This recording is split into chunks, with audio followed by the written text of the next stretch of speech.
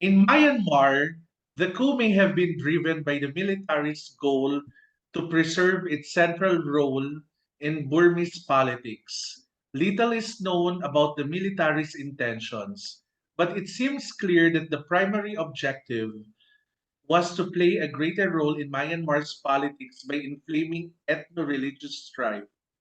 Citizens protest against Myanmar military coup in April 2021.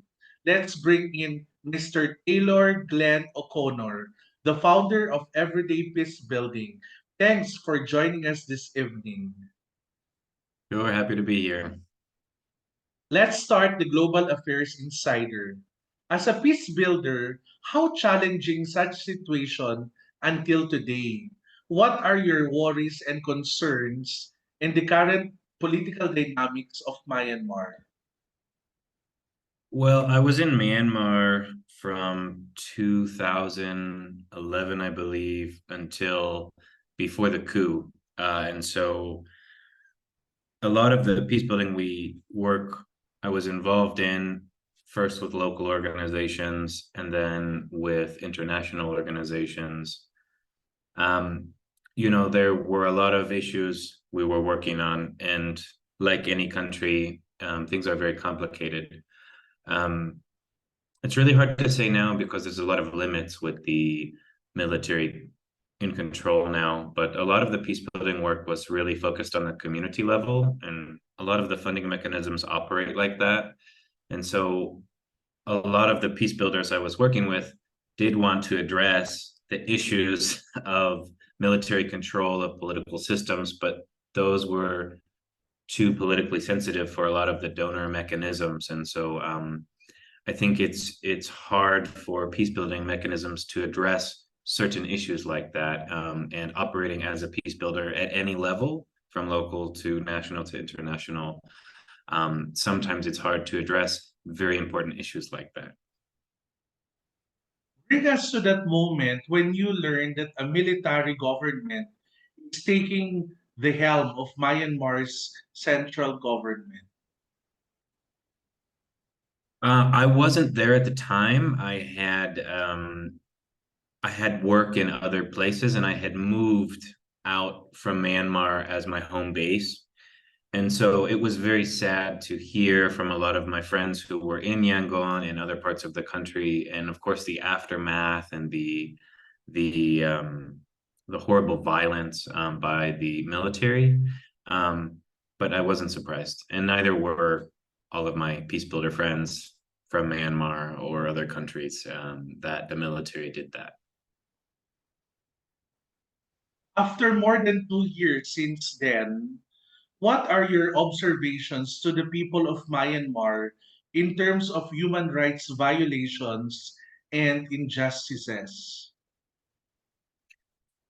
Uh, I mean, a lot of my peace builder friends who are in Myanmar are, mm, you could say, very distressed because you see the images of all the violence, around social media, daily life, wherever you live in the country, is very different, much more controlled, and there's always kind of a threat of violence. I mean, I hear stories of friends who are not even involved in anything, but happen to be somewhere and the military is fighting with some group or something. So it's a very difficult situation to operate in. And I haven't been, I mean, I've been involved in some kind of training programs of peace builders virtually and things like that. But it's a really hard, sensitive kind of way to approach it. It can also be very dangerous for peace builders. And so if you're actually trying to make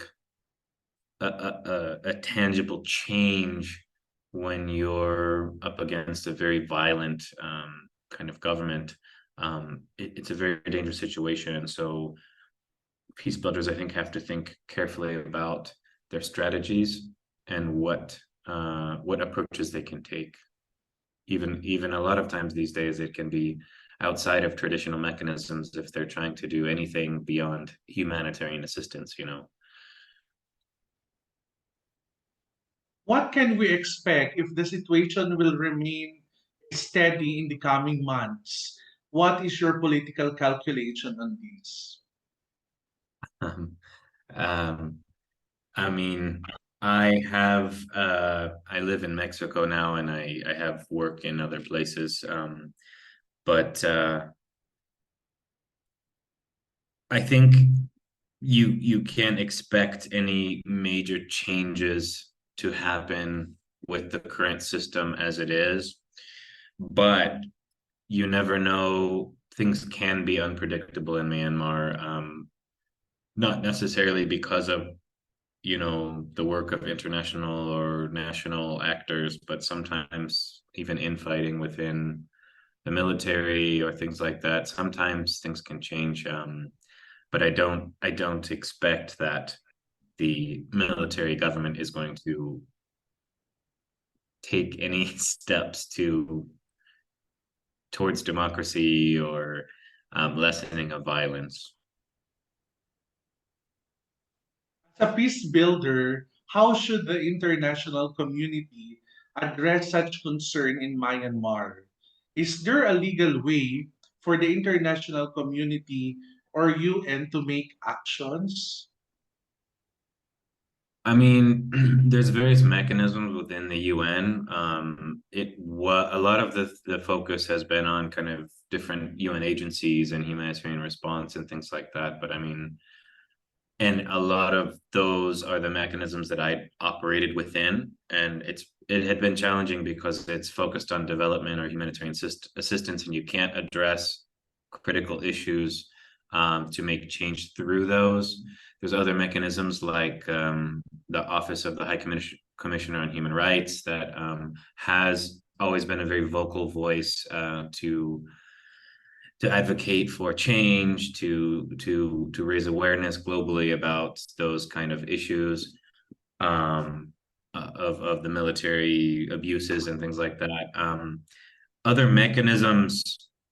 I mean, there's other mechanisms within the United Nations that I don't think are being used. Um, I mean, I don't think anyone's advocating for sending in kind of peacekeeping troops or anything like that. I mean, usually that's within cooperation with any kind of government. So there's other mechanisms that are available within the UN. I don't see them being used. I do think that there are mechanisms within the UN that are collecting information about human rights abuses, particularly gross human rights abuses, and that's a long process to bring and collect that information and bring it forth. I mean, within the UN mechanisms, I would guess those are the things also that I've heard from people I know might be happening, but no major movements that I'm aware of, and I'm not directly connected to anything myself. Mr. Taylor Glenn O'Connor, founder of Everyday Peace Building, thank you. Happy to be here. Thank you. This is Dr. Rayron Del Rosario. That's the Global Affairs Insider. Follow us to our next episode only here in IPDCI News Channel.